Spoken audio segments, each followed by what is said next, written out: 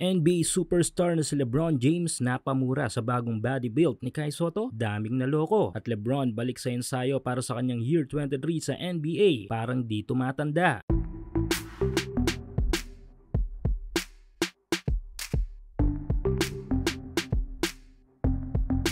Matapos ang 2025 NBA season kung saan ay tulad ng inaasahan ay napakaraming mga pangyayaring mga naganap lalo na sa finals ng tournament sa pagitan ng OKC at Pacers. But still, ang Oklahoma pa rin ang nakakuha ng panalo at kampiyon this season ng NBA. Kung di ako nagkakamali ay pinakaunang kampyonato ito ng OKC simula nang ma-move sila sa Seattle. Kaya naman napaka-meaningful ng championship na ito hindi lang sa mga malalaro kundi sa buong city at organization ng Oklahoma. Well-deserved naman nila yan dahil sa dami ng hirap na kanilang pagdaanan bago makatungtong sa kinalalagyan nila ngayon. Kaya congrats para sa OKC at bawi next season para sa team ng Pacers na ibinigay din ng lahat makakuha lang ang kampyonato sa seryeng ito. At ngayon ay tutungo na tayo sa season 2026 kung saan ay eager makabawi ang lahat ng mga kupunan.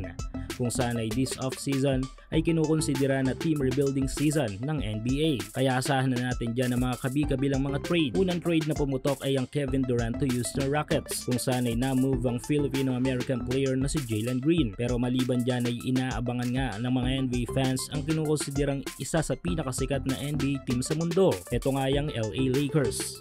Maliban kasi sa matinding transformation ng pangangatawan ni Luka ay inaabangan na rin ang pagbabalik laro ni LeBron James, the oldest active NBA player. Kung sana isa ngayon pa lang ay nag-eensayo na para sa kanyang year 23. Yes, back to lab na nga si LBJ at nagpapatalim na ng kanyang opensiba. Do kabi-kabila mga reports na last season na ito ni King James at magre-retiro na siya ay wala pa rin concrete statement mula sa mismong kampo ni James. Kaya naman sa ngayon base sa ipinapakita sa ensayo ni LeBron ay hindi pa masukat kung hanggang saan ang itatagal pa nito sa liga. Pero para sa akin much better na nakikita pa natin ang isang LeBron James sa NBA na napaka-competitive every game. Samantala may larawan sa social media ang ating pambato na si Kai Sotto na kung saan daw ay napakomento si LeBron sa larawang ito. Ito nga ang larawan ni Kai na tila nagpapakita ng matinding transformation sa kanyang pangangatawan. Makikita sa post ng isang Facebook page ang larawan na nagsasabing napakomento ito sa body build ni Kaiju. Kaso nga lang mukhang hindi makatotohanan ng post na ito kung sana yung komento ni LBJ ay hindi para sa ating pambato. Anyway, sa serious side tayo